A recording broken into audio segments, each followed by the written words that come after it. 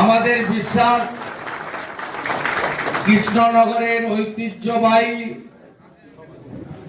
যে তার অতীত ঐতিহ্য রয়েছে, গর্বের ঐতিহ্য রয়েছে, যা বর্তমান প্রাক্তন সাংসদ মানে প্রাক্তন হওয়ার কারণটাও অত্যন্ত বেদনাদায়ক বা অত্যন্ত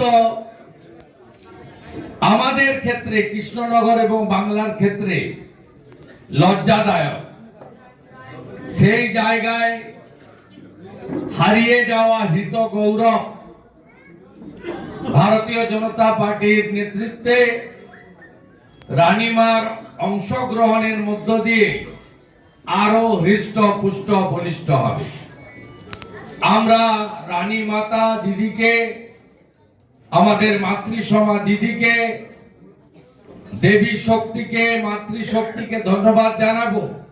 এখানে আসার আগে আমার সঙ্গে যখন আলাপ হচ্ছিল, তিনি বলছিলেন যে সন্দেশখালীর মা বোনেদের অত্যাচারের ইতিহাস দেখার পরে কোন মাতৃশক্তি পশ্চিম বাংলার নরেন্দ্র মোদীজি বা বিজেপির সঙ্গে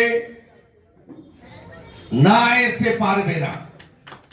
আমি নরেন্দ্র মোদীজি এবং বিজেপির প্ল্যাটফর্ম থেকে সন্দেশখালী সহ এই রাজ্যের নির্যাতিতা, অত্যাচারিতা, পীড়িতা সমস্ত দেবী শক্তির হয়ে আগামী দিনে আমার সীমাবদ্ধ ক্ষমতার মধ্য দিয়ে আমি সেবা দান করতে চাই।